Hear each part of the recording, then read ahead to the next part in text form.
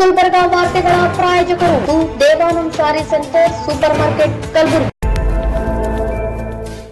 Devanand sari centre ಹಲವು ವರ್ಷಗಳಿಂದ ಕಲಬುರಗಿ ಮಹಾಜನತೆಯ ಭರವಸೆ ಗಳಿಸಿರುವ ರೇಷ್ಮೆ ಸೀರೆಗಳ ಅತಿ ದೊಡ್ಡ ಶೋರೂಮ್. ಹಬ್ಬಗಳು, ಮದುವೆ, ಉಪನಯನ ಹಾಗೂ ನಿಮ್ಮ ಮನೆಯ ಶುಭ ಸಮಾರಂಭಗಳಿಗೆ ಬೇಕಾಗುವ ರೇಷ್ಮೆ ಸೀರೆಗಳಿಗೆ ದೂರದ ಬೆಂಗಳೂರು, ಹೈದರಾಬಾದ್ ನಗರಗಳಿಗೆ ಹೋಗುವ ಅಗತ್ಯವಿಲ್ಲ. ದೇವಾನಂದ್ ಸ್ಯಾರಿ ಸೆಂಟರ್ ನೀಡುತ್ತಿದೆ exclusive silk sari collections. Devanand sari ಸೆಂಟರ್ನಲ್ಲಿ ಈಗ ಮದುವೆ ಮುಂತಾದ ಶುಭ ಸಮಾರಂಭಗಳಿಗೆ ಕಾಂಚೀವರಂ ಸೇರಿದಂತೆ wedding bracket sarees, pure Dharmavaram ಸೀರೆಗಳು, ಪ್ಯೂರ್ ಬನಾರಸ್ ಸೀರೆಗಳು, pure Uppada silk, pure Ilkal ಸೀರೆಗಳು, pure fancy Gadwal silk, pure Paithani ಸೀರೆಗಳು, ಪ್ಯೂರ್ ಸಾಫ್ಟ್ ಸಿಲ್ಕ್ ಸೀರೆಗಳು ವಿವಿಧ ವಿನ್ಯಾಸಗಳಲ್ಲಿ. ಕಲಬುರಗಿಯಲ್ಲೇ ಅತಿ ದೊಡ್ಡ ಮತ್ತು ವಿಶಾಲವಾದ 10,000 ಚದುರ ಅಡಿ ಇರುವ ಏಕೈಕ ಸ್ಯಾರಿ ಸೆಂಟರ್ ದೇವಾನಂದ್ ಸ್ಯಾರಿ ಸೆಂಟರ್. ಭೇಟಿ ಕೊಡಿ. ದೇವಾನಂದ್ ಸ್ಯಾರಿ ಸೆಂಟರ್, ಕಾಮತ್ ಹೋಟೆಲ್ ಹಿಂದುಗಡೆ, ಸೂಪರ್ ಮಾರ್ಕೆಟ್, ಕಲಬುರಗಿ.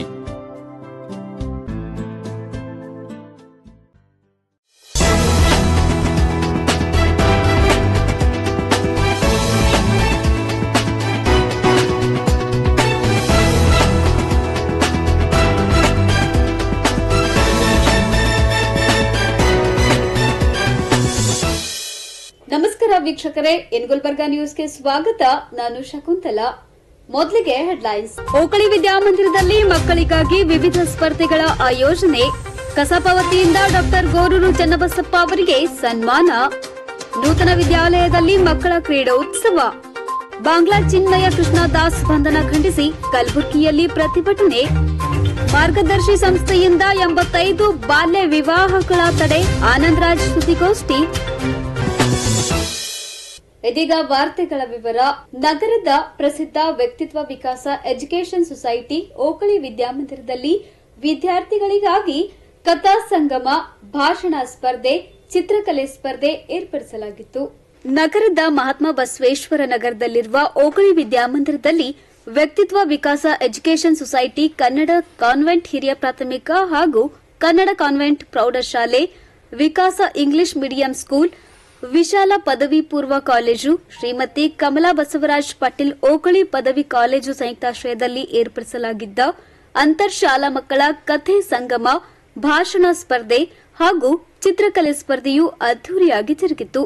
ಸಮಾರಂಭದಲ್ಲಿ ಭಾಗವಹಿಸಿದ ವ್ಯಕ್ತಿತ್ವ ವಿಕಾಸ ಎಜುಕೇಷನ್ ಸೊಸೈಟಿಯ ಆಡಳಿತಾಧಿಕಾರಿ ಕವಿತಾ ಜೆ ಪಾಟೀಲ್ ಅವರು ಮಾತನಾಡಿ, ಮಕ್ಕಳಿಗೆ ವಿದ್ಯಾಭ್ಯಾಸದ ಜೊತೆಗೆ ವಿವಿಧ ಚಟುವಟಿಕೆಗಳನ್ನು ಮಾಡಿಸುವ ಮೂಲಕ ಮಕ್ಕಳ ಬೌದ್ಧಿಕ ಬುದ್ದಿಮಟ್ಟವನ್ನು ಹೆಚ್ಚಿಸಲು ಓಕಳಿ ವಿದ್ಯಾಮಂದಿರವು ಶ್ರಮಿಸುತ್ತಿದೆ ಎಂದು ಹೇಳಿದರು.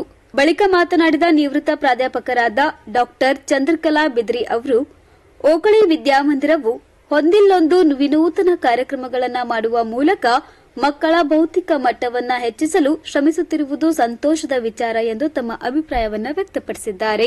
ತದನಂತರ ಮಾತನಾಡಿದ ವ್ಯಕ್ತಿತ್ವ ವಿಕಾಸ ಎಜುಕೇಷನ್ ಸೊಸೈಟಿಯ ಪ್ರಧಾನ ಕಾರ್ಯದರ್ಶಿ ಜಯರಾಜ್ ಬಿ ಪಾಟೀಲ್ ಓಕಳಿ ಅವರು, ವಿದ್ಯಾರ್ಥಿಗಳಿಗೆ ಕೇವಲ ಪಠ್ಯಪುಸ್ತಕವನ್ನು ಬೋಧಿಸದೆ ಕ್ರೀಡೆ ಹಾಗೂ ವಿವಿಧ ಚಟುವಟಿಕೆಗಳಲ್ಲಿ ಭಾಗವಹಿಸುವ ಮೂಲಕ ಮಕ್ಕಳ ಕೌಶಲ್ಯವನ್ನು ಅಭಿವೃದ್ಧಿಪಡಿಸಬಹುದು ಎಂದು ಹೇಳಿದರು.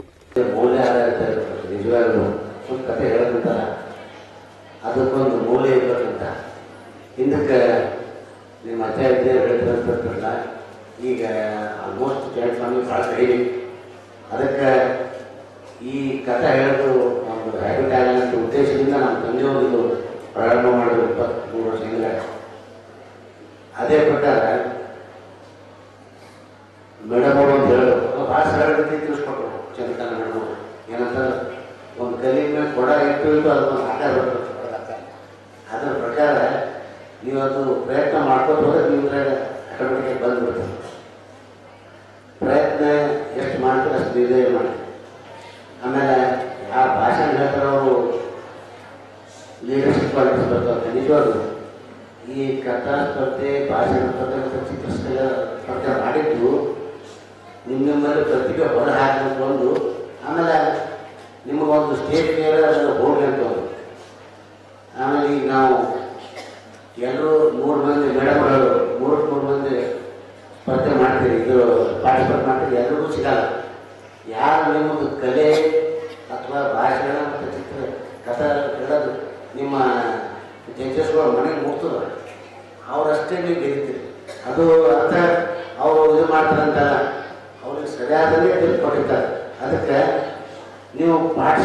ಮಾಡಿದ್ದು ಒಂದು ದೊಡ್ಡದು. ಮೇಡಮ್ ಹೇಳೋದು ಪಾರ್ಟಿಸಿಪೇಟ್ ಮಾಡಿದ್ರೆ ಇರ್ಲಿಕ್ಕೆ ಸಾಧ್ಯನೇ ಇಲ್ಲ ಅಂತ ನಿಜವಾಗ್ಲು ಒಂದು ಟೆನ್ಸಿಂಗ್ ಒಂದು ಹೇಳಿದ್ರು ಮೇಡಮ್ ಅವರು. ಒಂದೇ ಸಲ ಟೆನ್ಸಿಂಗ್ ಮ್ಯಾಲೆ ಹೇಳಿಲ್ಲ, 7 ಸಲ ಪ್ರಯತ್ನ ಮಾಡಿ ಹೇಳ್ದ. ಅದೇ ಪ್ರಕಾರ ನೀವು ಎಲ್ಲಿ ಪ್ರಯತ್ನ ಮಾಡ್ತೀರಿ ಅಲ್ಲೇ ನೀವು ಯಶಸ್ಸು ಕಾಣೆ ಕಾಣ್ತೀವಿ. ಅಷ್ಟು ಹೇಳಿ ಈ ಮಕ್ಕಳು ಭಾಷಣ, ಕಥಾ ಮತ್ತು ಚಿತ್ರಕಲೆ ಸ್ಪರ್ಧೆ ಪಾರ್ಟಿಸಿಪೇಟ್ ಮಾಡ್ತಾ ಇದ್ದಾರೆ. ಹೆಚ್ಚಿಗೆ ಹೇಳಿದೆ ತಮ್ಮೆಲ್ಲರಿಗೂ ಶುಭವಾಗಿ ಹಾರೈಸಿ ನನ್ನ 2 ಮಾತು ಮುಗಿಸ್ತೀನಿ. ನಮಸ್ಕಾರ. ಕರ್ನಾಟಕಕ್ಕೆ ಬಂದಾಗ, ಅದು ಬೆಂಗಳೂರಿಗೆ ಬಂದಿದ್ದಾಗ ಶ್ರೇಯಾ ಅನ್ನೋ ಒಂದು ಮಗುವಿನೊಂದಿಗೆ ಅವರ ಸಂವಾದ ನಡೀತಾರೆ. ಆ ಒಂದು ಮಗುವಿಗೆ ಅವರಿಗೆ ಸ್ಪೆಷಲ್ ಆಗಿ ಭೇಟಿ ಆಗಲಿಕ್ಕೆ ಅವಕಾಶ ಸಿಕ್ಕಿರುತ್ತೆ. ಆ ಮಗು ಆಕ್ಸ್ಫರ್ಡ್ ಶಾಲೆಯಲ್ಲಿ ಓದ್ತಾ ಇರುವಂತಹ ಮಗು, ಕೇವಲ 7ನೇ ತರಗತಿಯಲ್ಲಿ ಓದ್ತಾ ಇರುವಂತಹ ಮಗು. ಆ ಮಗುವಿನ ಅಲ್ಲಿಯವರೆಗಿನ ಸಾಧನೆ ಏನಾಗಿತ್ತು ಅಂತ ನೀವು ಕೇಳಿದ್ರೆ ಆಶ್ಚರ್ಯ ಆಗುತ್ತೆ. ಆ ಮಗುವಿಗೆ ಸುಮಾರು 4 ಭಾಷೆಗಳು ಬರ್ತಾ ಇದ್ದು, ಚಿತ್ರಕಲೆ ಗೊತ್ತಿತ್ತು. ಅವಳು ಈಗಾಗಲೇ ಸಮುದ್ರದಲ್ಲಿ 100 ಮೀಟರ್ ಆಳಕ್ಕೆ ಹೋಗಿ ಬಂದಿದ್ಲು. ಮತ್ತೆ ಅವಳು ಒಂದು ಗುರಿಯನ್ನ ಇಟ್ಕೊಂಡಿದ್ದಾಳೆ. ಏನು ಅಂದ್ರೆ, ಇನ್ನು ಮುಂದೆ ರಸ್ತೆಯಲ್ಲಿ ಹೋಗುವಂತಹ ಈ ಟ್ರಾಫಿಕ್ ಜಾಮ್ ಎಲ್ಲ ಆಗ್ತಾ ಇರೋದನ್ನು ನೋಡುವಾಗ ಇನ್ನೇನು ರಸ್ತೆ ಮೇಲೆ ಗಾಡಿಯಲ್ಲಿ ಹೋಗೋದೇ ಬೇಡ, ಏನಿದ್ರೂ ಕೂಡ ನಾವು ಫ್ಲೈಟ್ ಅಲ್ಲೇ ಓಡಾಡ್ಬೇಕು, ಸಾಮಾನ್ಯ ಜನರಿಂದ ಎಲ್ಲರೂ ಕೂಡ ಫ್ಲೈಟ್ ಅಲ್ಲೇ ಓಡಾಡ್ಬೇಕು ಅಂತಹದ್ದೊಂದು ವ್ಯವಸ್ಥೆಯನ್ನ ನಿರ್ಮಿಸಬೇಕು ಅನ್ನೋ ನಿಟ್ಟಿನಲ್ಲಿ ಆ ಮಗು ಯೋಚನೆ ಮಾಡ್ತಾ ಇದ್ದಾರೆ. ಅಂದ್ರೆ ಗುರಿಗಳು ದೊಡ್ಡದಾಗಿದ್ದಾಗ ಮನುಷ್ಯ ಏನ್ ಬೇಕಾದ್ರೂ ಸಾಧನೆಯನ್ನ ಮಾಡಲಿಕ್ಕೆ ಸಾಧ್ಯ ಇದೆ. ಹೌದಾ? ನಾವು ಗುರಿಯಲ್ಲಿ ಚಿಕ್ಕದಾಗಿಟ್ಕೊಂಡಾಗ ನಮಗೆ ಅದನ್ನ ತಲುಪೋದಿನ್ನೂ ದೊಡ್ಡದಾಗೋದಿಲ್ಲ. ಆದ್ರೆ ಅದಕ್ಕೆ ಹೆಚ್ಚು ಪ್ರಯತ್ನ ಏನು ಬೇಕಾಗಲ್ಲ.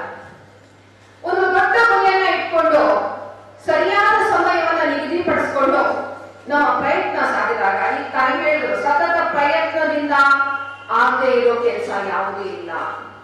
ನಾನು ಚಿಕ್ಕವಳಿದ್ದಾಗ ಒಂದು ಕಥೆ ಓದಿದ್ದೆ, ನೀವೆಲ್ಲ ಕೇಳಿರ್ಬೇಕು. ಲೀಲಾವತಿ ಅನ್ನುವಂತ ಪಾತ್ರ ವಹಿಸುತ್ತದೆ.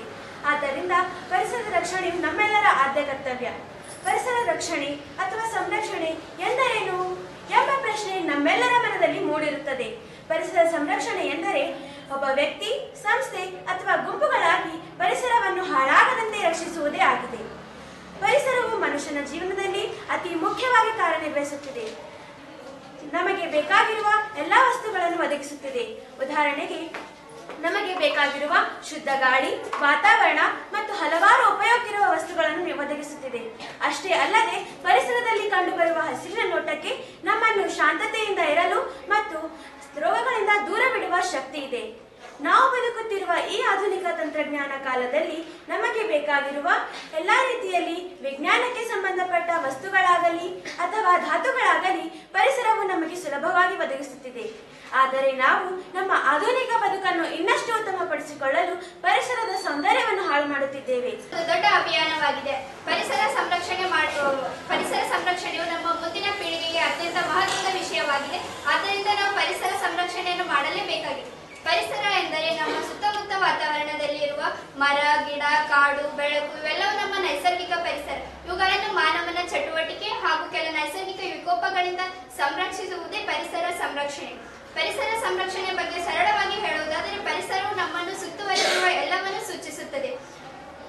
ಭೂಮಿಯ ಮೇಲಿನ ಜೀವನವು ಆರೋಗ್ಯಕರ ಪರಿಸರವನ್ನು ಅವಲಂಬಿಸಿದೆ. ಆದ್ದರಿಂದ ನಾವು ಪರಿಸರವನ್ನು ಸಂರಕ್ಷಣೆ ಮಾಡಲೇಬೇಕು. ಪರಿಸರ ಸಂರಕ್ಷಣೆ ಹೇಗೆ ಮಾಡಬೇಕಂದ್ರೆ, ವಾಯು ಮಾಲಿನ್ಯದಿಂದ ಪರಿಸರವನ್ನು ಸಂರಕ್ಷಣೆ ಮಾಡಬೇಕು. ವಾಯು ಮಾಲಿನ್ಯ, ಜಲ ಮಾಲಿನ್ಯ, ಮಣ್ಣು ಮಾಲಿನ್ಯ, ಶಬ್ದ ಮಾಲಿನ್ಯ ಇತ್ಯಾದಿ ಮಾಲಿನ್ಯಗಳಿಂದ ನಮ್ಮ ಪರಿಸರ ನಾಶವಾಗ್ತಿದೆ. ಪರಿಸರ ಸಂರಕ್ಷಣೆ ಹೆಂಗೆ ಮಾಡ್ಬೇಕಂದ್ರೆ, ಕೃಷಿಯಲ್ಲಿ ರಾಸಾಯನಿಕ ಗೊಬ್ಬರಗಳನ್ನು ಬಳಸುವುದು, ಕ್ರಿಮಿನಾಶಕ ಔಷಧಗಳನ್ನು ಬಳಸುವುದು, ಇದರ ಬದಲಾಗಿ ನೈಸರ್ಗಿಕ ಸಾವಯವ ಗೊಬ್ಬರಗಳನ್ನು ಬಳಸಿ ಕೃಷಿ ಮಾಡೋಣ ಮತ್ತು ಬೃಹತ್ ಕೈಗಾರಿಕೆಗಳ ಸ್ಥಾಪನೆಯನ್ನು ನಿಲ್ಲಿಸೋಣ. ಆಹಾರ ತ್ಯಾಜ್ಯಗಳು, ಕೊಳೆಯುವ ವಸ್ತುಗಳು ನದಿ ಅಥವಾ ಸರೋಗಳಿಗೆ ಬಿಡುವ ಬದಲು ಅವುಗಳನ್ನು ಬಳಸಿ ಗೊಬ್ಬರಗಳನ್ನು ತಯಾರಿಸೋಣ. ವಾಹನಗಳ ನಿರ್ವಹಣೆ ಸರಿಯಾಗಿ ಮಾಡೋಣ ಹಾಗೂ ಕಟ್ಟಿಗೆ, ದ್ರವೀಕೃತ ಇಂಧನಗಳನ್ನು ಅಡುಗೆಯ ಉರುವಲಾಗಿ ಬಳಸುವ ಬದಲು ಸೌರಶಕ್ತಿಗಳನ್ನು ಬಳಸೋಣ. ಈ ಮಾಲಿನ್ಯದಿಂದ ಏನಾಗ್ತಾ ಇದೆ ಅಂದ್ರೆ, ಜಾಗತಿಕ ತಾಪಮಾನದ ಮಟ್ಟ ಹೆಚ್ಚಾಗ್ತಾ ಇದೆ. ಇದು ಹೇಗೆ ಹೆಚ್ಚಾಗ್ತಿದೆ? ಹೆಚ್ಚುತ್ತಿರುವ ಜನಸಂಖ್ಯೆ ಪೂರೈಸುವ ಸಲುವಾಗಿ ಹೆಚ್ಚೆಚ್ಚು ಪ್ರಮಾಣದಲ್ಲಿ ಉತ್ಪಾದನೆ ಮಾಡುತ್ತದೆ. ಇದಕ್ಕೆ ನಮ್ಮ ಜಾಗತಿಕ ತಾಪಮಾನದ ಮಟ್ಟ ಹೆಚ್ಚಾಗುತ್ತದೆ. ಎಲ್ಲಿವರೆಗೂ ಅನುಕೂಲ ಇದನ್ನು ಮಾಡ್ತದೆ ಮತ್ತು ಅದನ್ನು ಕಡಿಮೆ ಮಾಡಲು ಕ್ರಮ ತೆಗೆದುಕೊಳ್ಳದಿದ್ದರೆ ಜಾಗತಿಕ ತಾಪಮಾನದ ಮಟ್ಟ ಇನ್ನಷ್ಟು ಹೆಚ್ಚಾಗುತ್ತದೆ. ವಡೆ ಎಲ್ಲ ರಾಗಿಲಿಂತ ಏನೂ ಆಗಲ್ಲ ಅಂತ ಅಕ್ಕಿ ಅಂತಿದ್ದಂತ. ರಾಗಿಯನ್ನು ಮುನ್ಸ್ಕೊಂಡು ಬೇರೆ ಕಡೆ ಕೂಡ್ತಿದ್ದಂತ. ರಾಗಿ ಬಂದು ಅಂತಿದ್ದಂತ ಬ್ಲ್ಯಾಕ್ ಇಸ್ ಬ್ಯೂ ನೀ ನನ್ನ ಮನ್ಲಿದ್ದೆ ಹುಟ್ಟಿದ್ ನಂಗೆ ನಾಟಕ ಮಾಡ್ತೆ ಅಂತ ಅಂದು ಹೋತಿದ್ದಂತ. ರಾಗಿ ಅಂದ್ರೆ ಇಲ್ಲ ಅಕ್ಕಿಲಿಂತ ಜಗಳ ಮಾಡಿ ರಾಜ ಕಡೆ ಸುದ್ದಿ ತಿಳಿದಂದ್ರೆ ಇಲ್ಲ 6 ತಿಂಗಳು ಜೈಲ ಹೊಲಕ್ಕೆ ಹಾಕಿ ಅಕ್ಕಿ ಪೂರ ಬುಕ್ನಿ ಹಾಕಿ ಹುಲ ತಿಂದಿತ್ತು. ರಾಗಿ ಅಂದ್ರೆ ಇಲ್ಲ ಮೊದಲು ಇಟ್ಟಂಗೆ ಇದ್ದಿತ್ತು. ಈ ಕತೆ ನೀತಿ ಅಂದ್ರೆ ಜಮ್ಮೋ ನೀತಿ ಮಾಡಬೇಡದು. ನನ್ನ ಕತೆ ಹೆಸರು ದುರಾಸೆಯ ಫಲ. ಒಂದೂರ ಒಬ್ಬ ಗುಂಡಣ್ಣ ಇದ್ದೀನ್ರಿ. ಭಾಳ ಚಿಕ್ಕನವಾಗಿದ್ದೀನ್ರಿ. ಊರಿಗೆಲ್ಲ ಹೆಸರುವಾಸಿ ಆಗಿದ್ದೀನ್ರಿ. ಯಾವುದೇ ಅಂಗಡಿ ಸಾಮಾನ್ಯ ತರ್ಲಕ್ಕೆ ಹೋದ್ರೂ ಚೌಕಾಸಿ ಮಾಡೇ ತರ್ತೀನ್ರಿ. ಒಂದಿನ ಏನಂತಂದ್ರೆ ಅವ್ರ ತಾಯಿ ಗುಂಡನ್ನ ಕಡ್ದನ್ರಿ. ಗುಂಡನ ಪಾಪ ಇಲ್ಲಿ ಅಂತ ಕಡ್ದನ್ರಿ. ಈಗ 2 ರೂಪಾಯಿ ತಗೊಂಡು ತೆಂಗಿನಕಾಯಿ ತೊಗೊಂಬ ನೋಡು ಅಂತ ಹೇಳಿಲ್ರಿ ಆಕಿ. ನಮ್ಮ ಗುಂಡನ ಇಲ್ಲಿ ಮನೆ ಹತ್ರ ಒಂದು ಅಂಗಡಿ ಇತ್ರಿ. ಅಲ್ಲಿ ಹೋದಿನ್ರಿ. ಆ ಅಂಗಡಿದವನೇ ಕೇಳಿನ್ರಿ, ಹೇಗೆ ಕೊಟ್ರಿ ತೆಂಗಿನಕಾಯಿ ಅಂತ ಕೇಳಿದ್ರಿ. 2 ರೂಪಾಯಿ ಬಂದು 2 ರೂಪಾಯಿ ಬಂದ 1 ರೂಪಾಯಿ ಮಾಡಿಕೊಡ್ರಿ. ಮತ್ತು ಅವನ್ ಚೌಕಾಸಿನ ಶುರು ಆಯ್ತ್ರಿ. ಮತ್ತು ಅಂಗಡಿದ ಹೇಳಿನ್ರಿ, ಆಂಗಳೋಡಪ್ಪ 2 ರೂಪಾಯಿ ತಗೋ ಇಲ್ಲಿ ಕೂರ್ನಿ ಪೇಟೆಗೆ ಹೋಗು, ಅಲ್ಲಿ ದೊಡ್ಡ ಅಂಗಡಿ ಇದೆ, ಅಲ್ಲಿ 1 ರೂಪಾಯಿ ಸಿಕ್ತಿರೋವಾಗ ನಮ್ಮ ಗುಡ್ಡನ ಪೇಟೆಗೆ ಹೋದನ್ರಿ. ಪೇಟೆಗೆ ಹೋಗಿ ಅಲ್ಲಿ ದೊಡ್ಡ ಅಂಗಡಿ ಇತ್ರಿ. ಅಲ್ಲಿ ಅಂಗಡಿ ದೊಡ್ಡ ಕೇಳೇನ್ರಿ, ಹೇಗೆ ಕೊಟ್ರಿ ತೆಂಗಿನಕಾಯಿ ಅಂತ ಕೇಳೇನ್ರಿ. 1 ರೂಪಾಯಿ ಒಂದು ನೋಡಿ 1 ರೂಪಾಯಿ ಒಂದ ಅಷ್ಟು ದೂರ ನಡ್ಕೊಂಬಂದಿನಿ, 50 ಪೈಸೆ ಮಾಡ್ಕೊಡ್ರಿ ಅಂತ ಅಂಗಡಿದವನಿಗೆ ಹೇಳನ್ರಿ. ಅಂಗಡಿದವ ಹೇಳಂಗ್ ಗೊತ್ತ್ರಿ, ನಿಂಗೆ 50 ಪೈಸೆ ಬೇಕಿಲ್ಲ, ತೋಟಕ್ಕೆ ಹೋಗು, ಅಲ್ಲಿ ತೋಟದ ಮಾಲಿಕ್ ಬಿ ಇಡ್ತಾನ, ಭಾಳಷ್ಟು ತೆಂಗು ಬಿ ಇಡ್ತಾವ, ಭಾಳಷ್ಟು ಗಿಡ ಬಿ ಇಡ್ತಾವ ಅಂತ ಹೇಳನ್ರಿ ಅಂಗಡಿದವ. ನಮ್ಮ ಗುಂಡನ ಇಲ್ರಿ ತೋಟಕ್ಕೆ ಹೋಗೋನ್ರಿ. ತೋಟಕ್ಕೆ ಹೋಗಿ ಅಲ್ಲಿ ತೋಟದ ಮಾಲೀಕ್ ಇದ್ದನ್ರಿ. ತೋಟ ಮಾಲೀಕ್ ಕೇಳೇನ್ರಿ, ಹೇಗೆ ಕೊಟ್ರಿ ತೆಂಗಿನಕಾಯಿ ರೀ ತೋಟ ಮಾಲೀಕ್ರಿ ಅಂತ ಕೇಳೇನ್ರಿ. 50 ಪೈಸೆ ಒಂದು 50 ಪೈಸೆ ಒಂದ ಅಷ್ಟು ದೂರ ನೋಡ್ಕೊಂಬಂದಿನಿ, 25 ಪೈಸೆ ಮಾಡ್ಕೊಡ್ರಿ ಅಂತ ಗುಂಡನ ಮತ್ತೆ ಚೌಕಾಸಿನೇ ಶುರು ಆಯ್ತ್ರಿ. ಒಂದು ತೋಟದ ಮಾಲೀಕ್ ಹೇಳ್ತಾನ್ರಿ, ಆಗಲ್ಲ ನೋಡಿ 50 ಪೈಸೆ ಅಂದ್ರೆ ಆಗಲ್ಲ, 25 ಪೈಸೆ ಬೇಕಂದ್ರೆ ನೀ ಗಿಡ ಹತ್ಕೊ ತಗೋ ಅಂತ ಹೇಳ್ತಾನ್ರಿ. ಮತ್ತು ಆಮೇಲೆ ಗುಂಡನ ಯೋಚನೆ ಮಾಡತ್ತೀನ್ರಿ, 25 ಪೈಸೆ ಸಿಕ್ತು ನನಗೆ ಅಂತ ಅವ್ನಿಗೆ ಖುಷಿಯಿಂದ ಗಿಡ ಏರನ್ರಿ. ಅವ್ನಿಗೆ ಗೊತ್ತಿದಿಲ್ರಿ ಗಿಡ ಹಿಂದೆ ಬಾಯಿ ಐತತ್ತ. ಖುಷಿಯಿಂದ ಇಲ್ರಿ ಗಿಡ ಏರಿ ಒಂದು ತೆಂಗು ಕಟ್ಕೊಂಡನ್ರಿ. ತಾಳ ಬಿಕಾಸನ್ರಿ. ಅವ ತಾಳ ಇಳಿಯಷ್ಟಿಗೆ ಒಂದು ಕಾಲು ಜಾಡ್ತ್ರಿ. ಕಾಲು ಜಾಡಿ ತೆಂಗಿನ ಗರಿ ಹಿಡ್ಕೊಂಡನ್ರಿ. ಅಲ್ಲಿ ಗ್ಯಾಡ್ಲತ್ತನ್ರಿ ಅವ. ಮತ್ತು ಆಮೇಲೆ ಚಿರನ್ರಿ, ಕಾಪಾಡ್ರು ನಾ ಸಾಯ್ತೀನ್ರೋ, ಬರ್ರೋ ಯಾರೇ ಐತ್ರಿ ಬರ್ರೋ ಅಂತ ಚಿರನ್ರಿ ಭಾಳ. ಅಲ್ಲಿ ಇಬ್ರು ಒಂಟೆ ಸವಾರ ಬಂದಿರ್ರಿ. ಆ ಒಂಟೆಗೆ ನೀರು ಕುಡಿಸ್ಲಕ್ಕ ತಂದಿರ್ತಾರೆ. ಸ್ವಲ್ಪ ಈ ಕಥಾ ಸ್ಪರ್ಧೆ ನಮ್ಮ ತಂದೆ ಕಲಿಸಿ ತೋರಿಸಿದ್ರು. ಅವ್ರು ಹೇಳ್ತಾಗಿದ್ರು, ಹಿಂದಕ್ಕೆ ಅಜ್ಜ ಅಜ್ಜಿಗಳು ಇರ್ತಿದ್ರು, ಜಾಯಿಂಟ್ ಫ್ಯಾಮಿಲಿ ಇರ್ತಿದ್ರು, ಅದಕ್ಕೆ ಅವ್ರು ಕಥೆ ಹೇಳ್ತಿದ್ರು. ಇನ್ನು ಮುಂದೆ ಕೈಲೇ ಬಹಳಷ್ಟು ಹುಡುಗರು ವಿಲೇಜ್ ಬ್ಯಾಕ್ಗ್ರೌಂಡ್ ಇರ್ತಾರ. ಅವರು ಸ್ಕೂಲ್ ಕಲೆ ಸಲುವಾಗಿ ಮನೆ ಮಾಡಿ ಹೋಗ್ತಿರ್ತಾರೆ. ಅವ್ರಿಗೆ ಹಿಂದೆ ಅಜ್ಜ ಅಜ್ಜಿಗಳು ಇರಲ್ಲ, ತಂದೆ ತಾಯಿಗಳು ಅಲ್ಲಿ ಇರ್ತಾರೆ, ಅವ್ರಿಗೆ ಟೈಮ್ ಸಿಗಲ್ಲ. ಅದೇ ಸಲುವಾಗಿ ನಮ್ಮ ಟೀಚರ್ಸ್ಗೆ ನೀವು ಕ್ಲಾಸ್ಗೆ ಕತೆ ಹೇಳ್ಬೇಕು. ಆ ಕತೆ ಅದೇ ಕತೆ ಹೇಳಲ್ಲ, ಯಾವುದೇ ಕತೆ ಅದಕ್ಕೆ ಒಳ್ಳೆ ನೀತಿ ಇರ್ಬೇಕು. ಮಾರಲ್ ವ್ಯಾಲ್ಯೂಸ್ ಇರ್ತಾರಲ್ಲ, ಆ ಥರ ನೀವು ಹೇಳ್ಕೊಂಡ ಬಾಯಲ್ಲಿ ಅವರು ಅದು ಸ್ಟಾರ್ಟ್ ಮಾಡಿದ್ರು. ಇದೇ ನೀಟಾಗಿ ಬಂದಿರಲ್ಲ ಪಾರ್ಟಿಸಿಪೆಂಟ್ಸ್ ಅಂತ ಹೋಗ್ಬಿಟ್ಟಿದ್ರು. ಅವರು ಇವತ್ತು ಗುಲ್ಬರ್ಗ ಕಾರ್ಪೊರೇಷನ್ ಕಮಿಷನರ್ ಆಗಿದ್ರು. ನಾವು ಎಷ್ಟಾಗಿ ಕಳಿಸಿದ್ರು ಅವರಿಗೆ ನಮ್ಮ ಸ್ಕೂಲಿಗೆ. ಅವ್ರು ಬಂದು ಬಹಳ ಬಂದು ಇನಾಗ್ರೇಷನ್ ಎಲ್ಲ ಮಾಡಿ ಭಾಷಣ ಮಾಡಿ ಅಂತ ಹೇಳಿದ್ರು. ಏನಂದ್ರೆ ನಾನು ಈ ಸ್ಕೂಲಿಗೆ ಕಥಾ ಸ್ಪರ್ಧೆ ಪಾರ್ಟಿಸಿಪೇಟ್ ಮಾಡಿದ್ದೆ. ಅವ್ರು ಇವತ್ತು ನಮ್ಮ ಸೇಡಂ ತಾಲೂಕಿನಾಗ ತಹಸೀಲ್ದಾರ ಕೆಲಸ ಮಾಡ್ತಾ ಇದ್ದಾರೆ. ಅವ್ರ ಹೆಸರು ಶ್ರೇಯಾಂಕ ಧನಶ್ರೀ ಅಂತ. ನಿಮಗೆ ಏನೇನು ಕೊಟ್ಟರು ನಾನು ಹೇಳೋ ಉದ್ದೇಶ ಏನಂದ್ರೆ, ನಿಮ್ಗೆ ಎಷ್ಟು ಎಕ್ಸ್ಪೋಜರ್ ಸಿಗ್ತದೆ ಅಷ್ಟು ನೀವು ಕಾಂಪಿಟೇಟಿವ್ ವರ್ಲ್ಡ್ಗೆ ಎಲಿಜಿಬಲ್ ಆಗ್ತಿದ್ರಿ. ಅದ್ರ ನೀವು ಏನಾದ್ರೂ ಸಾಧಿಸ್ಬೇಕು. ಇದು ಒಂದು ದಾರಿ, ಕಥಾ ಸ್ಪರ್ಧೆ ಏನಾದ್ರು ಒಂದೊಂದು ದಾರಿ. ಒಂದು ಸಣ್ಣ ಕಥೆ ಹೇಳಿ ಭಾಷೆ ಮುಗಿಸ್ತೇನೆ ನಾನು. ಒಂದು ತಾಯಿ ಮಗಳಿದ್ರಂತ, ಮಗಳಿಗೆ ಏನ್ ಹೇಳಿದ್ರು ಅದು ಆಗಲ್ಲ, ಇದು ಆಗಲ್ಲ, ಅಯ್ಯೋ ಅದು ಸಾಧ್ಯ ಇಲ್ಲ,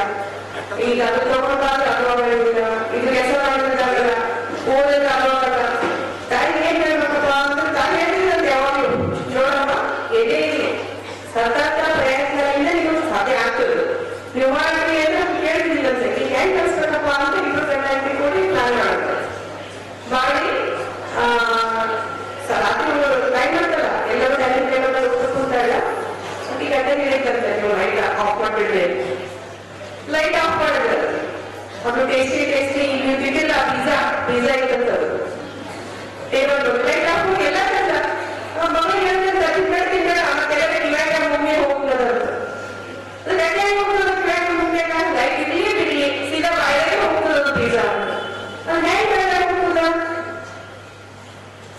ಯಾಕಂದ್ರೆ ಮುಟ್ಟದಾಗಿಲ್ಲ ಬಾಯಿಗೆ ಹಾಕೋತೀವಿ ಅದ್ರ ಅರ್ಥ ಏನು ಸತತ ಪ್ರಯತ್ನ ನೀವೇನೇ ಸಾಧಿಸಬೇಕಾದ್ರೂ ನೀವು ಮೊದಲಿಂದನೇ ಗೋಲ್ ತಗೋಬೇಕು ಯಾರು ಹುಟ್ಟಿದಾಗಿಲ್ಲ ಅಂತಲ್ಲ ಬಾಲ್ ಇಂಟೆಲಿಜೆನ್ಸ್ ಮಾಡಿರೋದು ಬಾಲ್ ಇಂಟೆಲಿಜೆನ್ಸ್ ಅವ್ರು ಸಣ್ಣವರಿದ್ದಾಗೆ ಅವ್ರಿಗೆ ಗೈಡೆನ್ಸ್ ಸಿಗ್ತದೆ ಕೆಲವೊಂದು ಲೇಟ್ ಸಿಗ್ತದೆ ಅದ್ರ ನಂತರ ನಿಮ್ಮ ಹುಡುಗರಲ್ಲಿ ಒಂದು ಏನಂದ್ರೆ ನಿಮ್ಮ ಲೈಫ್ನಲ್ಲಿ ನೀವು ಏನ್ ಇಟ್ಕೊಂಡು ಕೆಲಸ ಮಾಡಿದ್ರೆ ಡೆಫಿನೆಟ್ಲಿ ನೀವು ಸಕ್ಸಸ್ ಆಗ್ತೀರಿ ಪಾರ್ಟಿಸಿಪೇಟ್ ಮಾಡಿದಂತ ಎಲ್ಲ ಹುಡುಗರಿಗೆ ಆಲ್ ದಿ ಬೆಸ್ಟ್ ಎಲ್ಲರೂ ಪ್ರೈಸ್ ತಗೊಳ್ಳೋಕ್ಕಾಗಲ್ಲ 1, 2, 3 ಪ್ರೈಸ್ ಕೊಡೋದು ನಾವು ಯಾರು ಅಪ್ಸೆಟ್ ಆಗ್ಬೇಡ್ರಿ ಇಲ್ಲಿ ಬಂದು ಪಾರ್ಟಿಸಿಪೇಟ್ ಮಾಡೋದು ಡೆಫಿನೆಟ್ಲಿ ಹೋಗೋದಿಲ್ಲ ನಮ್ಮ ಸ್ಕೂಲಿಗೆ ಗೆಸ್ಟ್ ಆಗಿ ಬರಂತ ಬಟ್ಟೆ ಕೊಡ್ಲಿ ಅಂತ ಸಮಾರಂಭದಲ್ಲಿ ಶಾಲೆಯ ವಿದ್ಯಾರ್ಥಿಗಳು ಭಾಗವಹಿಸಿ ಭಾಷಣ ಮಾಡುವುದರ ಜೊತೆಗೆ ಆಕರ್ಷಕ ಚಿತ್ರ ಬಿಡಿಸಿ ಕತೆ ಹೇಳುವ ಮೂಲಕ ಗಮನ ಸೆಳೆದ್ರು. ಸಮಾರಂಭದಲ್ಲಿ ಆಡಳಿತ ಅಧಿಕಾರಿ ಕೆ ವಿಶ್ವನಾಥ್, ನಿರ್ದೇಶಕರಾದ ಈರಣ್ಣ ಗೌಡಗಾಂವ್, ಪ್ರಾಂಶುಪಾಲರಾದ ರೇಣುಕಾ ಕಿಣಗಿ, ಮುಖ್ಯ ಗುರುಗಳಾದ ಜಯಶ್ರೀ ರಾಚೋಟಿ, ಸುನಂದ ಮೇಳ್ಕುಂದಿ ಸೇರಿದಂತೆ ಇತರರು ಭಾಗವಹಿಸಿದ್ರು. Bureau report in Gulbarga news. ಮಂಡ್ಯದಲ್ಲಿ ನಡೆಯಲಿರುವ 87ನೇ ಅಖಿಲ ಭಾರತ ಕನ್ನಡ ಸಾಹಿತ್ಯ ಸಮ್ಮೇಳನದ ಸರ್ವಾಧ್ಯಕ್ಷರಾಗಿ ಆಯ್ಕೆಗೊಂಡ ನಾಡೋಜ ಡಾ ಗೋರೂರು ಚನ್ನಬಸಪ್ಪ ಅವರ ಅಭಿನಂದನಾ ಸಮಾರಂಭವು ಅದ್ದೂರಿಯಾಗಿ ನೆರವೇರಿಸಲಾಯಿತು. ಅಖಿಲ ಭಾರತ ಶರಣ ಸಾಹಿತ್ಯ ಪರಿಷತ್ತು ಹಾಗೂ ಜಿಲ್ಲಾ ಕನ್ನಡ ಸಾಹಿತ್ಯ ಪರಿಷತ್ತು ಸಹಯೋಗದಲ್ಲಿ ನಗರದ ಕನ್ನಡ ಭವನದಲ್ಲಿ ಏರ್ಪಡಿಸಲಾಗಿದ್ದ ಅಭಿನಂದನಾ ಸಮಾರಂಭದಲ್ಲಿ 87ನೇ ಅಖಿಲ ಭಾರತ ಕನ್ನಡ ಸಾಹಿತ್ಯ ಸಮ್ಮೇಳನದ ಸರ್ವಾಧ್ಯಕ್ಷರಾಗಿ ಆಯ್ಕೆಗೊಂಡ ನಾಡೋಜ ಡಾ ಗೋರೂರು ಚನ್ನಬಸಪ್ಪ ಅವರಿಗೆ ಅದ್ದೂರಿಯಾಗಿ ಸನ್ಮಾನಿಸಿ ಗೌರವಿಸಲಾಯಿತು. ಈ ವೇಳೆ ಮಾತನಾಡಿದ ಗುಲ್ಬರ್ಗಾ ವಿಶ್ವವಿದ್ಯಾಲಯದ ನಿವೃತ್ತ ಪ್ರಾಧ್ಯಾಪಕರಾದ ಡಾ ವೀರಣ್ಣ ದಂಡೆ ಅವರು, ನಾಡಿನ ಹಿರಿಯರಾದ ನಾಡೋಜ ಡಾ ಗೋರೂರು ಚನ್ನಬಸಪ್ಪ ಅವರು ಅಪರೂಪದ ವ್ಯಕ್ತಿತ್ವ ಉಳ್ಳವರು.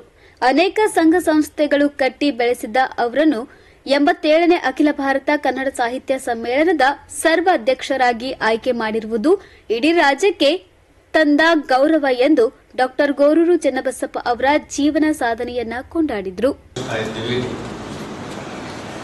ಇದಕ್ಕೆ ಕಾರಣ ಅಂತ ಹೇಳಿದ್ರೆ ನಾಡಿನ ಹಿರಿಯರಾದಂತಹ ಕನ್ನಡ ಸಾಹಿತ್ಯ ಪರಿಷತ್ತು ಅಷ್ಟೇ ಅಲ್ಲದೆ ಕರ್ನಾಟಕದ ಅನೇಕ ಸಂಸ್ಥೆಗಳನ್ನು ಬಹಳ ವ್ಯವಸ್ಥಿತವಾಗಿ ಕೇವಲ ಸಂಘಟನೆ ಅಷ್ಟೇ ಅಲ್ಲ, ಅವುಗಳಲ್ಲಿ ಹೊಸ ಹೊಸ ಯೋಜನೆಗಳನ್ನು ತಂದು ಅವುಗಳನ್ನು ಕೈಗೂಡುವಂತೆ ಮಾಡಿರುವಂತಹ ಬಹಳ ಅಪರೂಪದ ವ್ಯಕ್ತಿತ್ವ ಹೊಂದಿರುವಂತಹ ಗೋರೂರು ಚನ್ನಬಸಪ್ಪ ಅವರಂತಹ ಹಿರಿಯರು 87ನೇ ಕನ್ನಡ ಸಾಹಿತ್ಯ ಸಮ್ಮೇಳನದ ನಿಯೋಜಿತ ಅಧ್ಯಕ್ಷರಾಗಿರುವಂಥದ್ದು ಇಡೀ ಕರ್ನಾಟಕಕ್ಕೇನೆ ರೀತಿಯಿಂದ ಸಂತೋಷದ ಸಂಗತಿ. ಅಂಥವರನ್ನ ಕುರಿತು ಇವತ್ತು ಸುಮ್ಮನೆ ಈಗಾಗಲೇ ವೇಳೆ ಬಹಳಾಗಿದೆ, ಕೆಲವು ಮಾತುಗಳನ್ನು ನಿಮ್ಮ ಮುಂದೆ ಆಡಬೇಕು. ನಿನ್ನೆ ಧಾರವಾಡದೊಳಗೆ ಬೆರಗೆ ದೊಡ್ಡವರು ಅಂತನ್ನುವಂಥ ಒಂದು ಕಾರ್ಯಕ್ರಮದಲ್ಲಿ ಮಾನ್ಯರಿಗೆ ಅಲ್ಲಿ ಸನ್ಮಾನ ಆಯಿತು. ಇಬ್ಬರು ವಿದ್ವಾಂಸರು ಗೋರೂಜಿಯವರ ಬಗ್ಗೆ ಪರಿಚಯ ಮಾಡ್ತಾರೆ. ನನಗನ್ನಿಸ್ತದೆ ಅವರಿಬ್ಬರು ವಿದ್ವಾಂಸರು ಗೋರೂಜಿಯವರ ಪರಿಚಯ ಮಾಡ್ತಾ ಮಾಡ್ತಾ ತಣ್ಕೊಂಡು ಹೋದರೆ ಹೊರತಾಗಿ ಗೋರೂಜಿಯವರ ಪರಿಚಯ ಪೂರ್ಣವಾಗಲೇ ಇಲ್ಲ. ಇದರ ಅರ್ಥ ಗೋರೂಜಿಯವರು ಎಂತಹ ವ್ಯಕ್ತಿತ್ವವನ್ನು ಹೊಂದಿದಂಥವರು ಮತ್ತು ಎಷ್ಟು ಕೆಲಸಗಳನ್ನು ಮಾಡಿದಂಥವರು ಅಂತನ್ನುವಂಥ ಒಂದು ಸಾಮಾನ್ಯವಾದಂತಹ ಕಲ್ಪನೆ ನಮಗೆ ಬರಬೇಕು. ಅವರ ಪರಿಚಯ ಸಾಂಪ್ರದಾಯಿಕವಾಗಿ ಅವರ ಹುಟ್ಟೂರು, ತಾಯಿ ತಂದೆ ಇತ್ಯಾದಿಗಳಿಂದ ಪ್ರಾರಂಭ ಮಾಡಲಾರ್ದೇನೆ ನಮ್ಮ ನಾಡಿನ ಶ್ರೇಷ್ಠ ಸಂತರಾದಂತಹ ಸಿದ್ದೇಶ್ವರ ಸ್ವಾಮೀಜಿಯವರು ಗುರೂಜಿಯವರ ಬಗ್ಗೆ ಹೇಳುವಂತಹ ಒಂದೆರಡು ಮಾತುಗಳಿಂದ ಈ ಕೆಲಸವನ್ನು ನಾನು ಪ್ರಾರಂಭ ಮಾಡ್ತೇನೆ. ಸಿದ್ದೇಶ್ವರ ಸ್ವಾಮೀಜಿಯವರು ಗುರೂಜಿಯವರನ್ನ ಕುರಿತು ಹೀಗೆ ಹೇಳ್ತಾರೆ. ಕನ್ನಡ ನಾಡಿನ ಹಿರಿಯ ಚಿಂತಕರಾದ ಶ್ರೀ ಗುರೂಜ ಅವರದು ಸರಳ ಸುಂದರ ಶರಣ ಜೀವನ.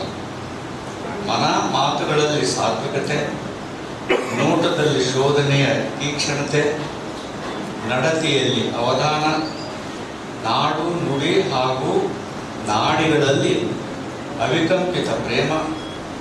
ಆ ಕಾರಣದಿಂದಲೇ ಅಸ್ತಿತ್ವಕ್ಕೆ ಬಂದಿದೆ ಅವರ ಗ್ರಾಮ ವಿಕಾಸ ಪ್ರತಿಷ್ಠಾನ. ಆ ಪ್ರತಿಷ್ಠಾನದ ಪರಿಶ್ರಮದ ಫಲವಾಗಿ ಅವರ ಜನ್ಮಸ್ಥಳ ಗೊಂಡೇದಹಳ್ಳಿ ಒಂದು ಸ್ವಚ್ಛ, ಸಮೃದ್ಧ, ಸುಶಾಂತ ಗ್ರಾಮವಾಗಿದೆ. ನಮ್ಮ ನಾಡಿನ ಮಾದರಿ ಶ್ರೀ ಗುರೂಜ ಅವರು ಪ್ರತಿಷ್ಠಾನಕ್ಕೆ ಅರ್ಪಿಸಿರುವ ತಮ್ಮ ಮನೆಯೇ. ಸಮಾರಂಭದಲ್ಲಿ ಧಾರವಾಡದ ವಿಶ್ವವಿದ್ಯಾಲಯ ನಿವೃತ್ತ ಪ್ರಾಧ್ಯಾಪಕರಾದ ಡಾಕ್ಟರ್ ವೀರಣ್ಣ ರಾಜೂರ್, ಜಿಲ್ಲಾ ಶರಣ ಸಾಹಿತ್ಯ ಪರಿಷತ್ತು ಅಧ್ಯಕ್ಷರಾದ ಡಾಕ್ಟರ್ ಮಲ್ಲಿಕಾರ್ಜುನ್ ವಡ್ಡನಕೇರಿ, ಕಸಾಪ ಜಿಲ್ಲಾಧ್ಯಕ್ಷರಾದ ವಿಜಯಕುಮಾರ್ ಪಾಟೀಲ್ ತೇಗಲತಿಪ್ಪಿ, ಅಪ್ಪಾರಾವ್ ಅಕ್ಕೋಣಿ ಸೇರಿದಂತೆ ಅನೇಕರು ಭಾಗವಹಿಸಿದ್ರು. Bureau report in Gulbarga news. ಕಲಬುರಗಿಯ ಪ್ರಖ್ಯಾತ ನೂತನ ವಿದ್ಯಾಲಯದಲ್ಲಿ ಆಯೋಜನೆ ಮಾಡಲಾದ ಕ್ರೀಡಾಕೂಟಕ್ಕೆ ಅದ್ದೂರಿಯಾಗಿ ಚಾಲನೆ ನೀಡಲಾಗಿದ್ದು, ವಿದ್ಯಾರ್ಥಿಗಳು ಉತ್ಸಾಹದಿಂದ ಕ್ರೀಡೆಯಲ್ಲಿ ಭಾಗವಹಿಸುವ ಮೂಲಕ ಗಮನ ಸೆಳೆದರು.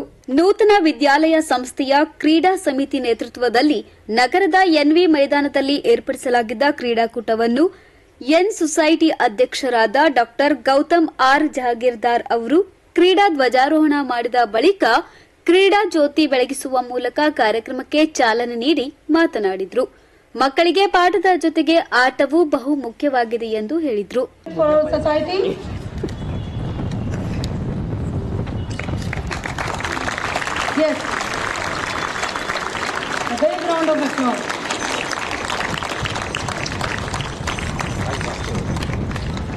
Selected for the national level cricket team. Thank you, sir. Thank you, sir. ಬಳಿಕ ಸಮಾರಂಭದಲ್ಲಿ ಭಾಗವಹಿಸಿದ ಮಾಜಿ ರಣಜಿ ಕ್ರಿಕೆಟ್ ಆಟಗಾರ ತಮಿಜ್ದಿನ್ ನಾಜಿರುದ್ದೀನ್ ಅವರು ಕ್ರೀಡೆಯು ಬೆಳವಣಿಗೆಯ ಒಂದು ಭಾಗವಾಗಿದ್ದು, ಶಾಲಾ ಮಕ್ಕಳ ಭೌತಿಕ ಹಾಗೂ ದೈಹಿಕ ಸದೃಢತೆಗೆ ಕ್ರೀಡೆ ಕೂಡ ಅಷ್ಟೇ ಪ್ರಾಮುಖ್ಯತೆ ಪಡೆದುಕೊಳ್ಳುತ್ತದೆ ಎಂದು ತಮ್ಮ ಅಭಿಪ್ರಾಯವನ್ನು ವ್ಯಕ್ತಪಡಿಸಿದ್ದಾರೆ. ಅಂದ್ರೆ ಅವನು ಬೆಂಗಳೂರಲ್ಲಿದ್ದಾನೆ, ಅಲ್ಲಿ ತುಂಬಾ ಚೆನ್ನಾಗಿದೆ ಆಟ ಅಂತ ಸ್ವಲ್ಪ ಕಾನ್ಫಿಡೆನ್ಸ್ ಲೆವೆಲ್ ಅಲ್ಲಿ ಸ್ವಲ್ಪ ಮೇಲೆ ಕೆಳಗಡೆ ಆಗ್ತದೆ. ಅದು ಆಗಬಾರ್ದು. I am good if I practise here, I am as good as like I am practising in Bangalore. ನಾನು ಏನೇ ಒಂದು ಇಲ್ಲ, ನೀವು ಏನೇ ಒಂದು ಸ್ಪೋರ್ಟ್ ತಗೋಬಹುದು, ಕ್ರಿಕೆಟ್ ಆರು ತಗೋಬಹುದು, ಫುಟ್ಬಾಲ್ ಆರು ತಗೋಬಹುದು, ಅಥವಾ ಹಾಕಿ, kho-kho, kabaddi, you choose any sport you want. You have lot of time to prepare for that. ಅನೇಕ ಧನ್ಯವಾದಗಳು. ನನಗೆ ಬಹಳ ಹೊಗಳಿ ಮಾತಾಡಿದ್ದೆ.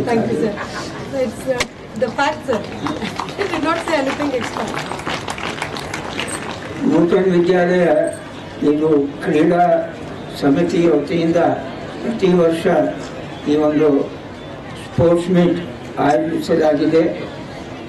ಈ ವರ್ಷ ಅನ್ಫಾರ್ಚುನೇಟ್ಲಿ ನಮ್ಮ ಚೇರ್ಮನ್ ಆದ ಡಾಕ್ಟರ್ ಸಿದ್ದಾಪುರ್ಕರ್ ಅವರು ಬರಲಿಕ್ಕೆ ಸಾಧ್ಯ ಆಗಲಿಲ್ಲ. ಆದರೂ ಕ್ರೀಡಾ ಸಮಿತಿಯ ಸದಸ್ಯರಾದ ಆನಂದ್ ಪಪ್ಪು ಅವರು ದಯವಿಟ್ಟು ನಿಮ್ಮ ಚೇರ್ಮನ್ ಅವರಿಗೆ ಅಭಿನಂದನೆ ಸಲ್ಲಿಸಬೇಕು. ಒಂದು ಬಹಳ ವಿಜೃಂಭಣೆಯಿಂದ ಈ ಒಂದು ಕಾರ್ಯಕ್ರಮ ಹಮ್ಮಿಕೊಂಡಿದ್ದೀರಿ. ಇದೇ ರೀತಿ ಮುಂದಿನ ವರ್ಷ ಕೂಡ ಈ ಕಾರ್ಯಕ್ರಮ ನಡೆಯುತ್ತೆ ಅಂತ ಭಾವಿಸಿದ್ದೇನೆ. ಇನ್ನೊಂದು ನನಗೇನು ಸ್ವಲ್ಪ ಬೇಸರ, ಈ ಹುಡುಗರು ಗೆದ್ದ ಮೇಲೆ ಅವರು ಅವಾರ್ಡ್ಸ್ ತಗೋಬೇಕಾದ್ರೆ ಅವ್ರಿಗೆ ಚಪ್ಪಾಳಿ ಹೊಡಿಲಿಕ್ಕೆ ಮಂದಿನೇ ಇದ್ದಿದೆ. ದಯವಿಟ್ಟು ಯಾವುದೇ ಸ್ಪೋರ್ಟ್ಸ್ ಮೀಟ್ ಆಗಲಿ, ಯಾವುದೇ ಇವೆಂಟ್ ಆಗಲಿ, ಎಲ್ಲ ಸ್ಕೂಲ್ ಕಾಲೇಜ್ಗಳಿಗೆ ರಜೆ ಕೊಡಲಿ. ಆ ವಿದ್ಯಾರ್ಥಿನಿಯರು ಇಲ್ಲೇ ಬರಬೇಕು. ರಜೆ ಅಂತ ಘೋಷಿಸಬೇಡ್ರಿ, ಕ್ಲಾಸಸ್ ಗ್ರೌಂಡ್ನಲ್ಲಿ ಇರ್ತಾವೆ ಅಂತ ಹೇಳ್ರಿ. Let them take attendance, all the head of the institutions and staff, let them take attendance of all the students and staff also. ಯಾಕಂದರೆ ಸ್ಟಾಫ್ನು ಕೆಲಸ ಇಲ್ಲ ಅಂತೇಳಿ ಮನೆಗೆ ಹೋಗ್ತಾರೆ, ಅದಕ್ಕೆ ಅವ್ರದ್ದು ಅಟೆಂಡೆನ್ಸ್ ತೊಗೋಬೇಕು. ಇದರದ್ದು ಪ್ರಾರಂಭ ನಾಳೆನೇ ಆಗುತ್ತೆ. ಎಲ್ಲ ಶಾಲಾ ಕಾಲೇಜಿನ ವಿದ್ಯಾರ್ಥಿನಿಯರು, ಶಿಕ್ಷಕರು, ಶಿಕ್ಷಕೇತರು, ಎಂಪ್ಲಾಯೀಸು ಗ್ರೌಂಡಿಗೆ ಬೆಳಿಗ್ಗೆ 10 ಗಂಟೆಗೆ ಬರಬೇಕು. ಪ್ರೈಸ್ ಡಿಸ್ಟ್ರಿಬ್ಯೂಷನ್ ಆಗುವವರೆಗೂ ಇಲ್ಲೇ ಇರಬೇಕು. ಸ್ಕೂಲ್ ಕಾಲೇಜ್ನಲ್ಲಿ ಪ್ರತಿ ಕ್ಲಾಸಿಗೆ ಹೆಂಗೆ ಅಟೆಂಡೆನ್ಸ್ ತೊಗೊತೀರಿ ಹಂಗೆ ವಿದ್ಯಾರ್ಥಿನಿಯರು ಅಟೆಂಡೆನ್ಸ್ ಇಲ್ಲಿ ತೊಗೊಂಡು ಎಲ್ಲರೂ ಇಲ್ಲಿ ಇರಬೇಕಂತ ಹೇಳಿ ನಾನು ಒಂದು ಇಚ್ಛೆ ಇದೆ. ಕಾರ್ಯದರ್ಶಿಗಳೇ ದಯವಿಟ್ಟು ಇದನ್ನು ಪಾಲನೆ ಆಗಬೇಕು ಅಂತೇಳಿ ನನ್ನ ಒಂದು ರಿಕ್ವೆಸ್ಟ್. ಯಾಕಂದರೆ ಇಷ್ಟೆಲ್ಲ ಕಳೆದ ಎಷ್ಟು ದಿನದಿಂದ ಇವರು ಪ್ರಾಕ್ಟೀಸ್ ಮಾಡ್ತಾ ಇದ್ದಾರೆ ಗೊತ್ತಿಲ್ಲ. ಅದಾದಮೇಲೆ ಒಂದು ಅಚೀವ್ ಮಾಡಿದ ಮೇಲೆ ಅವ್ರಿಗೆ ಚಪ್ಪಾಳಿ ತಕ್ಕಲಿಕ್ಕೆ ಒಂದು ಇಬ್ಬರಾದರೂ ಇರಬೇಕಂತ ಹೇಳಿ ನನ್ನ ಭಾವನೆ. ಅದಕ್ಕಿಂತ ಮುಂದೆ ಕೂಡ ಮುಂದಿನ ವರ್ಷದಿಂದ ಸ್ಪೋರ್ಟ್ಸ್ ಮೀಟ್ ಇದ್ದಾಗ classes will be suspended. It is not a holiday. Classes will be suspended. All the staff and students will be present in the ground to cheer their students as fellow students. So this is my small request to Secretary Sir and the sports committee, and I hope that tomorrow it will be implemented. Now coming to what Naziruddin Sir said about district place and capital city, I agree with you, sir, that in the district place there is not much of tension over the kids. In the capital city, always you will be thinking about going ahead in the sports in the form of zonal events or state events or something like that. But some of our students are unaware and they play for play's sake. In that the best will come out of them. I believe it, and the last 15-20 years I have been seeing in this ground many people have bloomed to represent our zone, not only zone but our state also in some events. So that is the biggest advantage. Probably because I have my nephew's children in Bangalore. When you ask why do you play cricket, they say I want to play for country or for the state. So that is not the case in people living in Gulbarga. They play for play's sake, and in that they really enjoy playing the game and they come out. ಕ್ರೀಡೋತ್ಸವದಲ್ಲಿ ಶಾಲೆಯ ವಿದ್ಯಾರ್ಥಿಗಳನ್ನು ಆಸಕ್ತಿ ಉತ್ಸಾಹದಿಂದ ಭಾಗವಹಿಸುವುದರ ಜೊತೆಗೆ ಆಕರ್ಷಕ ಪಥಸಂಚಲನ ಮಾಡುವ ಮೂಲಕ ಗಮನ ಸೆಳೆದರು.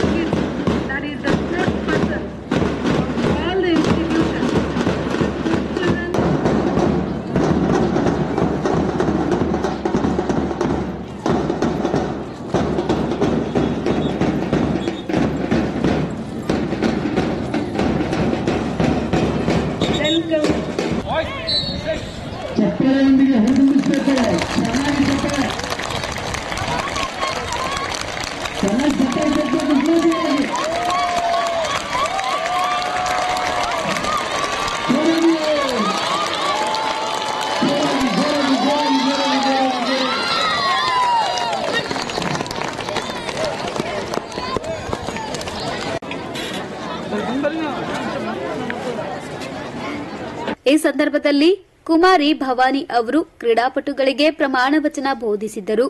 ಕ್ರೀಡಾ ಸಮಿತಿಯ ಸಂತೋಷ್ ಕೂಬಾಳ್ ಸೇರಿದಂತೆ ಇತರರು ಸಮಾರಂಭದಲ್ಲಿ ಭಾಗವಹಿಸಿದ್ರು. Bureau report in Gulbarga news.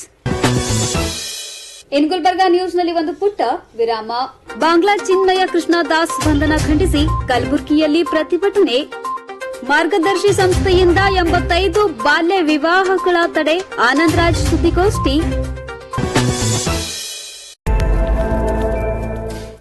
Devanand sari centre ಹಲವು ವರ್ಷಗಳಿಂದ ಕಲಬುರಗಿ ಮಹಾಜನತೆಯ ಭರವಸೆ ಗಳಿಸಿರುವ ರೇಷ್ಮೆ ಸೀರೆಗಳ ಅತಿ ದೊಡ್ಡ ಶೋರೂಮ್. ಹಬ್ಬಗಳು, ಮದುವೆ, ಉಪನಯನ ಹಾಗೂ ನಿಮ್ಮ ಮನೆಯ ಶುಭ ಸಮಾರಂಭಗಳಿಗೆ ಬೇಕಾಗುವ ರೇಷ್ಮೆ ಸೀರೆಗಳಿಗೆ ದೂರದ ಬೆಂಗಳೂರು, ಹೈದರಾಬಾದ್ ನಗರಗಳಿಗೆ ಹೋಗುವ ಅಗತ್ಯವಿಲ್ಲ. ದೇವಾನಂದ್ ಸ್ಯಾರಿ ಸೆಂಟರ್ ನೀಡುತ್ತಿದೆ ಎಕ್ಸ್ಕ್ಲೂಸಿವ್ ಸಿಲ್ಕ್ ಸ್ಯಾರಿ ಕಲೆಕ್ಷನ್ಸ್.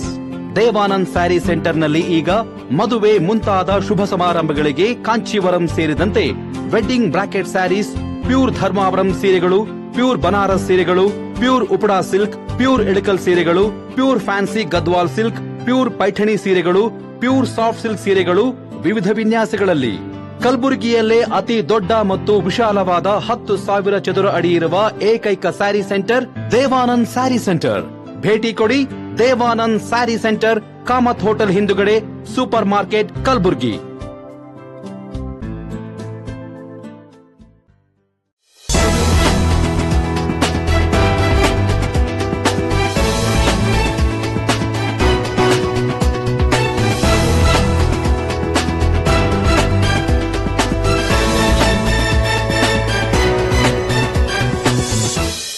ವಿರಾಮದ ನಂತರ ಮತ್ತೆ ಇನ್ ಗುಲ್ಬರ್ಗಾ ನ್ಯೂಸ್ಗೆ ಸ್ವಾಗತ.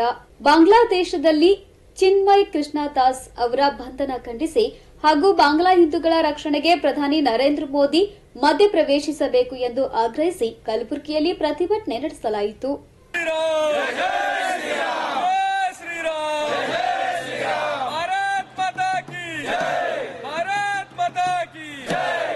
ಹಿಂದೂ ಜಾಗೃತಿ ಸೇನೆ ಸಂಘಟನೆಯ ನೇತೃತ್ವದಲ್ಲಿ ನಗರದ ಜಿಲ್ಲಾಧಿಕಾರಿಗಳ ಕಚೇರಿಯ ಎದುರು ಪ್ರತಿಭಟನೆ ನಡೆಸಿದ್ದ ಬಾಂಗ್ಲಾ ಸರ್ಕಾರದ ವಿರುದ್ಧ ಘೋಷಣೆ ಕೂಗಿ ಆಕ್ರೋಶ ವ್ಯಕ್ತಪಡಿಸಿದ ಹಿಂದೂ ಕಾರ್ಯಕರ್ತರು ಕೂಡಲೇ ಚಿನ್ಮಯಿ ಕೃಷ್ಣದಾಸ್ ಅವರನ್ನ ಬಿಡುಗಡೆ ಮಾಡಬೇಕು ಹಾಗೂ ಬಾಂಗ್ಲಾ ಹಿಂದೂಗಳ ರಕ್ಷಣೆಗೆ ಪ್ರಧಾನಮಂತ್ರಿ ನರೇಂದ್ರ ಮೋದಿ ಅವರು ಮಧ್ಯಪ್ರವೇಶಿಸಿ ಬಾಂಗ್ಲಾದೇಶದ ಹಿಂದೂಗಳನ್ನ ರಕ್ಷಣೆ ಮಾಡಬೇಕು ಎಂದು ಆಗ್ರಹಿಸಿದ್ರು. ಹಿಂದಿಯಲ್ಲೂ ಮಾತಾಡ್ತೇನೆ. ಈಗ ಆಯ್ತು. ಹರೇ ಕೃಷ್ಣ ಅಂತಾರಾಷ್ಟ್ರೀಯ ಕೃಷ್ಣ ಪ್ರಜ್ಞಾ ಸಂಘ ಇಸ್ಕಾನ್ ವತಿಯಿಂದ ನಾವು ಬಂದಿದ್ದೇವೆ. ಜೊತೆಗೆ ಉಳಿದ ಇಲ್ಲಿ ಹಿಂದೂ ಸಂಘಟನೆಗಳು ಕೂಡ ಜೊತೆಗೆ ನಾವು ಈ ಒಂದು ಪ್ರತಿಭಟನೆಯನ್ನು ಮಾಡ್ತಾ ಇದ್ದೇವೆ. ಯಾಕಂದ್ರೆ ಬಾಂಗ್ಲಾದೇಶದಲ್ಲಿ ಕೇವಲ ಒಬ್ಬ ಇಸ್ಕಾನ್ ಪೂರ್ಣಾವಧಿ ಸೇವಕರಿಗೆ, ಬ್ರಹ್ಮಚಾರಿಗೆ ಸರ್ಕಾರ ಅರೆಸ್ಟ್ ಮಾಡಿದೆ, ಯಾವುದೇ ಸರಿಯಾದ ಕಾರಣ ಇಲ್ಲದೆ. ಕಾರಣ ಒಂದೇ, ಅವರು ಹಿಂದೂಗಳಿಗೆ ಸಪೋರ್ಟ್ ಮಾಡಿದ್ದಕ್ಕಾಗಿ ಅಲ್ಲಿ ಅವರಿಗೆ ಅರೆಸ್ಟ್ ಮಾಡಿದೆ. ಆಮೇಲೆ ಅಲ್ಲಿ ಸರ್ಕಾರ ಕೂಡ ಹಿಂದೂಗಳ ವಿರೋಧಿಯಾಗಿ ಕಾರ್ಯ ಮಾಡ್ತಾ ಇದೆ ಅನೇಕ ದಿನಗಳ ಕಾರ್ಯಚಟುವಟಿಕೆ ಅನುಸಾರ. ಹೀಗಾಗಿ ನಾವು ನಮ್ಮ ಹಿಂದೂಗಳ ರಕ್ಷಣೆ ಆಗಬೇಕು. ವಾಸ್ತವಿಕವಾಗಿ ಜಾಗತಿಕವಾಗಿ ವಿಚಾರ ಮಾಡಿದರೆ ಮೈನಾರಿಟಿ ಹಿಂದೂಗಳು. ಯಾಕಂದ್ರೆ ಇಡೀ ಈ ಎರಡೂ ಧರ್ಮ, ಕ್ರಿಶ್ಚಿಯನ್ ಧರ್ಮ, ಮುಸಲ್ಮಾನ್ ಧರ್ಮ ಅಥವಾ ಬೌದ್ಧ ಇತ್ಯಾದಿ ಇವೆಲ್ಲ ಬರೋಕ್ಕಿಂತ ಮೊದಲು ಪುರಾತನ ಧರ್ಮನೇ ಹಿಂದೂ ಧರ್ಮ. ಈ ಶಬ್ದ ಹಿಂದೂ ಬಂದಿರೋದು ಅರೇಬಿಯನ್ ಭಾಷೆಯಿಂದ. ವಾಸ್ತವಿಕವಾಗಿ ನಾವು ಸನಾತನ ಧರ್ಮ, ವೈದಿಕ ಧರ್ಮ ಅಥವಾ ಅಂತ ಹೇಳಿ ಹೇಳಬಹುದು. ಇದನ್ನ ಈ ಧರ್ಮದ ರಕ್ಷಣೆ ಆಗಬೇಕು. ಯಾಕಂದ್ರೆ ಇಡೀ ಜಗತ್ತಿನಲ್ಲಿ ಅತ್ಯಂತ ಪುರಾತನ ಧರ್ಮದವರಾಗಿದ್ದು ಕೂಡ ಇವತ್ತು ಇಡೀ ಜಗತ್ತಿನಲ್ಲಿ ಬಹಳ ಕಡಿಮೆ ಸಂಖ್ಯೆಯಲ್ಲಿದ್ದೇವೆ ನಾವು. ವಾಸ್ತವಿಕವಾಗಿ ಮೈನಾರಿಟಿ ನಾವು ಆಗ್ತೇವೆ. ಅಂದ್ರೆ ಇಡೀ ಜಗತ್ತಿನ ಎಲ್ಲಾ ಸರ್ಕಾರಗಳು ನಮ್ಮ ಹಿಂದೂ ಧರ್ಮದ ಸಂರಕ್ಷಣೆ ಮಾಡಲೇಬೇಕು. ಅದಕ್ಕಾಗಿ ನಾವು ಈ ಸಂರಕ್ಷಣೆಗಾಗಿ ಎಲ್ಲರೂ ಹೋರಾಡಬೇಕು. ವಿಶೇಷವಾಗಿ ನಾವು ಈ ಒಂದು ಸಣ್ಣ ಪ್ರತಿಭಟನೆಯ ಮುಖಾಂತರ ಕಲಬುರಗಿಯಲ್ಲಿ ಬೇರೆ ಬೇರೆ ನಮ್ಮ ಹಿಂದೂ ಸಂಘಟನೆಗಳು ಮತ್ತು ಇಸ್ಕಾನ್ ವತಿಯಿಂದ ನಾವು ಮಾನನೀಯ ಪ್ರಧಾನಮಂತ್ರಿಗೆ ಈ ವಿಷಯದಲ್ಲಿ ಭಾರತ ಸರ್ಕಾರ ನೇರವಾಗಿ ಹಸ್ತಕ್ಷೇಪ ಮಾಡಬೇಕು, ಮಾಡಿ ಹಿಂದೂಗಳ ರಕ್ಷಣೆ ಯಾವುದೇ ದೇಶದಲ್ಲಿರಲಿ ಆಗಲೇಬೇಕು. ವಿಶೇಷವಾಗಿ ಈಗಿನ ಪರಿಸ್ಥಿತಿ ಬಾಂಗ್ಲಾದೇಶದಲ್ಲಿದೆ, ಅದನ್ನು ಅವರು ನೇರವಾಗಿ ಹಸ್ತಕ್ಷೇಪ ಮಾಡಬೇಕು. ಇಲ್ಲೇ ಹೋದರೆ ಹಿಂದೂ ಧರ್ಮ ಪೂರ್ಣ ಅವನತಿಯ ಕೊನೆಗೆ ಬಂದ್ಬಿಟ್ಟಿದೆ. ಅದಕ್ಕಾಗಿ ವಿಶೇಷವಾಗಿ ನಾ ಎಲ್ಲ ನಾಗರಿಕರಿಗೂ, ಹಿಂದೂ ನಾಗರಿಕರಿಗೂ ವಿಶೇಷವಾಗಿ ಹೇಳೋದೇನೆಂದರೆ, ಎಲ್ಲರೂ ಯಾವುದೇ ಜಾತಿ ಮತ ಭೇದವನ್ನು ಮರೆತು ಈ ಒಗ್ಗಟ್ಟಿನಲ್ಲಿ ಈ ಕಾರ್ಯದಲ್ಲಿ ಸಹಕಾರ ಮಾಡಬೇಕು, ಎಲ್ಲರೂ ಸಪೋರ್ಟ್ ಮಾಡಬೇಕಂತೇಳಿ ನಾನು ಈ ಪತ್ರಿಕಾ ಮಾಧ್ಯಮದ ಮೂಲಕ ಕೇಳ್ಕೊಳ್ತಾ ಇದ್ದೇನೆ. ಪ್ರತಿಭಟನೆಯಲ್ಲಿ ಇಸ್ಕಾನ್ ಭಕ್ತಿ ಸೆಂಟರ್ ಪ್ರತಿನಿಧಿ ಉದ್ಭವಾನಂದ ದಾಸ್, ಹೋರಾಟಗಾರ ಎಂಎಸ್ ಪಾಟೀಲ್ ನರಿಬೋಳ್, ಲಕ್ಷ್ಮೀಕಾಂತ್ ಸ್ವಾದಿ, ಸಿಂಧು ಕಂದಗಲ್, ಸುನಿಲ್ ಶಿರ್ಕೆ, ಚೇತನ್ ಪಾಟೀಲ್, ಮಹದೇವ್ ಕೋಟ್ನೂರ್, ರಾಜು ಸ್ವಾಮಿ ಸೇರಿದಂತೆ ಇತರರು ಭಾಗವಹಿಸಿದ್ರು. Bureau report in Gulbarga news. 2024-25ನೇ ಸಾಲಿನಲ್ಲಿ ಕಲಬುರಗಿ ಜಿಲ್ಲೆಯಲ್ಲಿ ಒಟ್ಟು 85 ಬಾಲ್ಯ ವಿವಾಹಗಳನ್ನು ಮಾರ್ಗದರ್ಶಿ ಸಂಸ್ಥೆ ನಿಲ್ಲಿಸಿದ್ದು, ಬಾಲ್ಯ ವಿವಾಹ ಮುಕ್ತ ಭಾರತ ಅಭಿಯಾನಕ್ಕೆ ಪ್ರೇರಣೆಯಾಗಿದೆ ಎಂದು ಮಾರ್ಗದರ್ಶಿ ಸಂಸ್ಥೆಯ ಜಂಟಿ ನಿರ್ದೇಶಕರಾದ ಆನಂದ್ ರಾಜ್ ಅವರು ತಿಳಿಸಿದ್ದಾರೆ. ಕಲಬುರಗಿಯಲ್ಲಿ ಸುದ್ದಿಗೋಷ್ಠಿ ನಡೆಸಿ ಮಾತನಾಡಿದ ಅವರು 2024-25ರಲ್ಲಿ 85 ಬಾಲ್ಯ ವಿವಾಹಗಳನ್ನು ನಿಲ್ಲಿಸಿರುವ ಮಾರ್ಗದರ್ಶಿ ಸಂಸ್ಥೆಯ ಕಾರ್ಯವು ಬಾಲ್ಯ ವಿವಾಹ ಮುಕ್ತ ಭಾರತ ಅಭಿಯಾನ ಪ್ರೇರಣೆ ನೀಡಿದೆ. ಮಹಿಳಾ ಸಂಘದವರು, ಸಂತ್ರಸ್ತರು, ಬೆಂಬಲಿಗರು, ಸರ್ಕಾರಿ ಅಧಿಕಾರಿಗಳು, ಗ್ರಾಮದ ಮುಖ್ಯಸ್ಥರು, ಶಿಕ್ಷಕರಿಂದ ಬಾಲ್ಯ ವಿವಾಹ ಮುಕ್ತ ಭಾರತ ಅಭಿಯಾನ ನಡೆಸಿ ಪ್ರತಿಜ್ಞೆ ನೆರವೇರಿಸಲಾಗಿದೆ.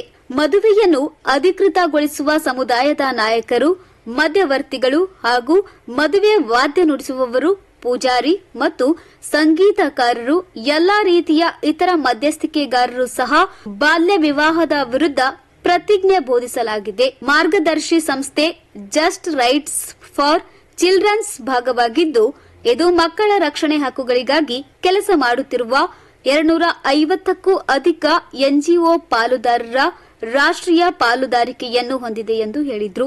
ವಿವಾಹ ಮುಕ್ತ ಭಾರತ ಈ ಒಂದು ಅಭಿಯಾನವನ್ನ ನಾವು ಪ್ರಾರಂಭಿಸಿದ್ದೆವು. ಈ ಒಂದು ಅಭಿಯಾನದಲ್ಲಿ ಇನ್ನು ಮುಂದೆ ಎಲ್ಲಾ ಕಡೆಗೆ ಕೂಡ ನಾವು ಈ ಪ್ರಮಾಣ ಬೋಧನೆಯನ್ನ ಮಾಡುತ್ತೇವೆ. ಅಂದ್ರೆ ಬಾಲ್ಯ ವಿವಾಹ ಮಾಡಿಕೊಳ್ಳುವುದಿಲ್ಲ, ಮತ್ತ ಪ್ರಕರಣಗಳು ಬಂದರೆ ಅವನ್ನ ನಾವು ತಡೆ ಹಿಡಿತೀವಿ ಮತ್ತು ಮೇಲಾಧಿಕಾರಿಗಳಿಗೆ ತಿಳಿಸ್ತೀವಿ ಅಂತ ಹೇಳಿ ಈ ಒಂದು ಅಭಿಯಾನವನ್ನ ಪ್ರತಿಯೊಂದು ಹಳ್ಳಿಯಲ್ಲಿ ನಾವು ಮಾಡ್ತಾ ಇದ್ದೀವಿ. ಸುಮಾರು ಈಗಾಗಲೇ ನಾವು ಪ್ರತಿ ಹಳ್ಳಿಯಲ್ಲಿ ನಮ್ಮ ಸಿಬ್ಬಂದಿಗಳ ಕಡೆಯಿಂದ ಅಂಗನವಾಡಿ ಸೆಂಟರು ಮತ್ತು ಶಾಲೆಗಳಲ್ಲಿ ಮತ್ತು ಪ್ರತ್ಯೇಕ ವೈಯಕ್ತಿಕವಾಗಿ ಕೂಡ ನಾವು ಘೋಷಣೆ ಕೊಡಿದೆವು ಮತ್ತು ಫ್ಯಾಮಿಲಿಗಳಲ್ಲಿ ಕುಟುಂಬದಲ್ಲಿ ಕೂಡ ನಾವು ಈ ಒಂದು ಪ್ರಮಾಣ ಬೋಧನೆಯನ್ನು ಮಾಡಿದೆವು. ಈ ಒಂದು ಬೋಧನೆಯಲ್ಲಿ ಸುಮಾರು 6869 ಜನರು ಭಾಗವಹಿಸಿದ್ದಾರೆ. ಈ ಒಂದೂವರೆ ತಿಂಗಳಲ್ಲಿ ನಾವು ಈ ಒಂದು ಕಾರ್ಯಕ್ರಮವನ್ನು ಪ್ರಾರಂಭಿಸಿದ್ದೆವು. ಈ ಒಂದು ಕಾರ್ಯಕ್ರಮದಲ್ಲಿ ಈ ಪ್ರಮಾಣ ವಚನವನ್ನು ಬೋಧನೆ ಮಾಡೋದ್ರಲ್ಲಿ ಭಾಗವಹಿಸಿದಂತವರು ಇಷ್ಟು ಜನ ಆಗಿದ್ದಾರೆ. ಮತ್ತೆ ನಾವು ನಿನ್ನೆ ಕೂಡ ಬೆಳಗ್ಗೆ ಕಾರ್ಯಕ್ರಮ ಆದ ನಂತರ ಸಾಯಂಕಾಲ ಕಾರ್ಯಕ್ರಮದಲ್ಲಿ ಕಲಬುರಗಿ ಜಿಲ್ಲೆಯ 9 ಹಳ್ಳಿಗಳಿಗೆ ನಾವು ನಿನ್ನೆ ರಾತ್ರಿನೇ ಪ್ರತಿಯೊಬ್ಬರು ತಂಡವಾಗಿ ಹೋಗಿ ಕೂಡ ಅಲ್ಲಿ ಕ್ಯಾಂಡಲ್ ಮಾರ್ಚ್, ಕ್ಯಾಂಡಲ್ ಮೇಣದ ಬತ್ತಿಯನ್ನು ಹಿಡಿದುಕೊಂಡು ಮೆರವಣಿಗೆ ಮಾಡಿ ಹಳ್ಳಿಗಳಲ್ಲಿ ಪ್ರಭಾತ ಪೇರಿ ಮಾಡುವುದರ ಮೂಲಕ ಮತ್ತೆ ನಾವು ಬಾಲ್ಯ ವಿವಾಹಕ್ಕೆ ಒಳಗಾಗಬಾರದು, ಮತ್ತೆ 18 ವರ್ಷದ ಒಳಗಿನ ಹೆಣ್ಣು ಮಗುವಿಗೆ ಮದುವೆ ಮಾಡಬಾರದು, 21 ವರ್ಷದ ಒಳಗಿನ ಗಂಡು ಮದುವೆ ಮಾಡಬಾರದು ಎಂಬ ಘೋಷಣೆಯನ್ನು ಕೂಗುತ್ತಾ ಮತ್ತೆ ಎಲ್ಲ ಮಕ್ಕಳನ್ನು ಶಾಲೆಗೆ ಕಳಿಸಬೇಕೆಂಬ ಒಂದು ಘೋಷಣೆಯನ್ನು ಕೂಗುತ್ತಾ ಹಳ್ಳಿಗಳಲ್ಲಿ ನಾವು ಜಾಗೃತಿ ಕಾರ್ಯಕ್ರಮ ಮಾಡಿದೆವು. ಈ ಒಂದು ಕಾರ್ಯಕ್ರಮದಲ್ಲಿ ಸುಮಾರು 9 ಹಳ್ಳಿಯಲ್ಲಿ 980 ಜನ ಭಾಗವಹಿಸಿದ್ರು. ಬಹಳಷ್ಟು ಅಲ್ಲಿನ ಗ್ರಾಮ ಪಂಚಾಯತಿಯ ಮೆಂಬರು ಮತ್ತೆ ಸ್ವಸಹಾಯ ಸಂಘದ ಮಹಿಳೆಯರು, ಶಿಕ್ಷಕರು, ಅಂಗನವಾಡಿ ಕಾರ್ಯಕರ್ತರು, ಮಕ್ಕಳು ಕೂಡ ಈ ಒಂದು ಕಾರ್ಯಕ್ರಮದಲ್ಲಿ ಭಾಗವಹಿಸರು. ಬಹಳಷ್ಟು ಅವರಿಗೂ ಕೂಡ ಖುಷಿ ಆಯಿತು. ಈ ಒಂದು ಕಾರ್ಯಕ್ರಮ ಜಾಗೃತಿ ಕಾರ್ಯಕ್ರಮ ಸಂಜೆ ಹೊತ್ತಲ್ಲಿ ಮಾಡಿದ್ದು ಮತ್ತೆ ಎಲ್ಲರೂ ಭಾಗವಹಿಸಿಕೆ ಕೂಡ ಅಷ್ಟೇ ಪ್ರಮುಖವಾಗಿತ್ತು. ಹಾಗಾಗಿ ಈ ಒಂದು ಕಾರ್ಯಕ್ರಮ ಕೂಡ ನಿನ್ನೆ ಕೂಡ ಫಲಪ್ರದವಾಯಿತು. ಮತ್ತೆ ಬೆಳಗಿನ ಕಾರ್ಯಕ್ರಮದಲ್ಲಿ ಸುಮಾರು 550 ಮಕ್ಕಳು ಕೂಡ ಈ ಒಂದು ಕಾರ್ಯಕ್ರಮದಲ್ಲಿ ಕಾಲೇಜಿನ ಮಕ್ಕಳು ಭಾಗವಹಿಸಿದರು. ಅವರೆಲ್ಲರಿಗೂ, ಯಾಕಂದ್ರೆ ಈ ಒಂದು ಕಾರ್ಯಕ್ರಮ ನಾವು ಇಟ್ಟದ್ದು ಕಾಲೇಜಿನಲ್ಲಿ, ಅಲ್ಲಿ ಡಿಗ್ರಿ ಕಾಲೇಜಲ್ಲಿ ಅಲ್ಲಿ ಬೇರೆ ಬೇರೆ ಹಳ್ಳಿಗಳಿಂದ ಬರ್ತಕ್ಕಂಥ ಮಕ್ಕಳು ಇರೋದ್ರಿಂದ ಈ ಒಂದು ವಿಷಯ ಪ್ರತಿ ಹಳ್ಳಿಗೂ ಕೂಡ ತಲುಪುತ್ತೆ ಎಂಬ ಉದ್ದೇಶಕ್ಕೋಸ್ಕರ ಈ ಒಂದು ಕಾರ್ಯಕ್ರಮವನ್ನು ಆಯೋಜನೆ ಮಾಡಿದ್ದು ಬಹಳಷ್ಟು ಫಲಪ್ರದವಾಯಿತು. ಈ ಒಂದು ಕಾರ್ಯಕ್ರಮದಲ್ಲಿ ಸುಮಾರು 250ಕ್ಕೂ ಹೆಚ್ಚು ಎನ್ಜಿಒಗಳು ಈ ಜಸ್ಟ್ ರೈಟ್ಸ್ ಫಾರ್ ಚಿಲ್ಡ್ರನ್ ಎಂಬ ಒಂದು ಸಂಘಟನೆಯೊಂದಿಗೆ ನಾವು ಒಂದುಗೂಡಿದ್ದೇವೆ. ದೇಶದಲ್ಲಿ ಬೇರೆ ಬೇರೆ ರಾಜ್ಯದಲ್ಲಿ ಕೂಡ ಇದ್ದಾರೆ. ನಮ್ಮ ಕರ್ನಾಟಕದಲ್ಲಿ 5 ಎನ್ಜಿಒಗಳು ಕೂಡ ಈ ಒಂದು ಅಭಿಯಾನದಲ್ಲಿ ಪ್ರಾರಂಭ ಮಾಡಿದ್ದೇವೆ. ಬೆಳಗಾವಿ, ಬಾಗಲಕೋಟೆ ಮತ್ತು ಕೋಲಾರ ಹಾಗೂ ಬಳ್ಳಾರಿಯಲ್ಲಿ ಕೂಡ ಇದು ಮಾಡಿದ್ದೇವೆ. ಸೊ ಈ ತರ ಒಂದು ಗದಗದಲ್ಲಿ ಕೂಡ ಇದು ಮಾಡಿದ್ದೇವೆ. ಸೊ ನಮ್ಮ ಕಲಬುರಗಿ ಜಿಲ್ಲೆಯಲ್ಲಿ ಮತ್ತು ಯಾದಗಿರಿಯಲ್ಲಿ ಕೂಡ ನಾವು ಪ್ರಾರಂಭ ಮಾಡಿದ್ದೇವೆ. ಸೊ ಈಗ ಈ ರೀತಿಯಾದ ಎಲ್ಲಾ NGOಗಳು ಪ್ರತಿಯೊಂದು ಹಳ್ಳಿಗಳಿಗೆ ಹೋಗಿ ಈ ಒಂದು ಅಭಿಯಾನವನ್ನು ಶಪಥ ಮಾಡತಕ್ಕಂಥ ಅಭಿಯಾನವನ್ನು ಪ್ರಾರಂಭಿಸಿ ಅಟ್ಲೀಸ್ಟ್ ತಿಳುವಳಿಕೆ ಮುಟ್ಲಿ ಎಂಬ ಒಂದು ಉದ್ದೇಶಕ್ಕೋಸ್ಕರ ಈ ಒಂದು ಕಾರ್ಯಕ್ರಮ ಮಾಡ್ತಾ ಇದ್ದೀವಿ. ಸುದ್ದಿಗೋಷ್ಠಿಯಲ್ಲಿ ಮಕ್ಕಳ ರಕ್ಷಣಾ ಘಟಕದ ಜಿಲ್ಲಾ ಪರಿವೀಕ್ಷಣಾಧಿಕಾರಿಗಳಾದ ಭರತೇಶ್ ಶೀಲ್ವಂತ್, ಬಸವರಾಜ್ ತೆಂಗಳಿ, ಸುನಂದಾ ಶಹಬಾದ್, ಶೀತಲ್ ಕಟ್ಕೆ, ಪ್ರಿಯಾಂಕಾ, ರತ್ನಾಬಾಯಿ, ಶಿವಪ್ರಸಾದ್ ಸೇರಿದಂತೆ ಅನೇಕರು ಉಪಸ್ಥಿತರಿದ್ದರು. Bureau report in Gulbarga news. ಇದೀಗ ಮತ್ತೊಮ್ಮೆ ಮುಖ್ಯಾಂಶಗಳು. ಓಕಳಿ ವಿದ್ಯಾಮಂದಿರದಲ್ಲಿ ಮಕ್ಕಳಿಗಾಗಿ ವಿವಿಧ ಸ್ಪರ್ಧೆಗಳ ಆಯೋಜನೆ. ಕಸಾಪ ವತಿಯಿಂದ ಡಾ ಗೋರೂರು ಚನ್ನಬಸಪ್ಪ ಅವರಿಗೆ ಸನ್ಮಾನ. ನೂತನ ವಿದ್ಯಾಲಯದಲ್ಲಿ ಮಕ್ಕಳ ಕ್ರೀಡೋತ್ಸವ. ಬಾಂಗ್ಲಾ ಚಿನ್ಮಯ ಕೃಷ್ಣದಾಸ್ ಬಂಧನ ಖಂಡಿಸಿ ಕಲಬುರಗಿಯಲ್ಲಿ ಪ್ರತಿಭಟನೆ. ಮಾರ್ಗದರ್ಶಿ ಸಂಸ್ಥೆಯಿಂದ 85 ಬಾಲ್ಯ ವಿವಾಹಗಳ ತಡೆ. ಆನಂದರಾಜ್ ಸುದ್ದಿಗೋಷ್ಠಿ. ಇದೇ ಹೊತ್ತಿನ ಇನ್ ಗುಲ್ಬರ್ಗಾ ನ್ಯೂಸ್. ಮುಂದಿನ ಸಂಚಿಕೆಯಲ್ಲಿ ಮತ್ತೆ ಭೇಟಿಯಾಗೋಣ. ನಮಸ್ಕಾರ. Devanand sari centre supermarket Kalaburagi. Devanand sari centre ಹಲವು ವರ್ಷಗಳಿಂದ ಕಲಬುರಗಿ ಮಹಾಜನತೆಯ ಭರವಸೆ ಗಳಿಸಿರುವ ರೇಷ್ಮೆ ಸೀರೆಗಳ ಅತಿ ದೊಡ್ಡ ಶೋರೂಮ್. ಹಬ್ಬಗಳು, ಮದುವೆ, ಉಪನಯನ ಹಾಗೂ ನಿಮ್ಮ ಮನೆಯ ಶುಭ ಸಮಾರಂಭಗಳಿಗೆ ಬೇಕಾಗುವ ರೇಷ್ಮೆ ಸೀರೆಗಳಿಗೆ ದೂರದ ಬೆಂಗಳೂರು, ಹೈದರಾಬಾದ್ ನಗರಗಳಿಗೆ ಹೋಗುವ ಅಗತ್ಯವಿಲ್ಲ. ದೇವಾನಂದ್ ಸ್ಯಾರಿ ಸೆಂಟರ್ ನೀಡುತ್ತಿದೆ exclusive silk sari collections. Devanand sari ಸೆಂಟರ್ನಲ್ಲಿ ಈಗ ಮದುವೆ ಮುಂತಾದ ಶುಭ ಸಮಾರಂಭಗಳಿಗೆ ಕಾಂಚೀವರಂ ಸೇರಿದಂತೆ wedding bracket sarees, pure Dharmavaram ಸೀರೆಗಳು, ಪ್ಯೂರ್ ಬನಾರಸ್ ಸೀರೆಗಳು, pure Uppada silk, pure Ilkal ಸೀರೆಗಳು, pure fancy Gadwal silk, pure Paithani ಸೀರೆಗಳು, ಪ್ಯೂರ್ ಸಾಫ್ಟ್ ಸಿಲ್ಕ್ ಸೀರೆಗಳು ವಿವಿಧ ವಿನ್ಯಾಸಗಳಲ್ಲಿ. ಕಲಬುರಗಿಯಲ್ಲೇ ಅತಿ ದೊಡ್ಡ ಮತ್ತು ವಿಶಾಲವಾದ 10,000 ಚದುರ ಅಡಿ ಇರುವ ಏಕೈಕ ಸ್ಯಾರಿ ಸೆಂಟರ್ ದೇವಾನಂದ್ ಸ್ಯಾರಿ ಸೆಂಟರ್. ಭೇಟಿ ಕೊಡಿ. ದೇವಾನಂದ್ ಸ್ಯಾರಿ ಸೆಂಟರ್, ಕಾಮತ್ ಹೋಟೆಲ್ ಹಿಂದುಗಡೆ, ಸೂಪರ್ ಮಾರ್ಕೆಟ್, ಕಲಬುರಗಿ.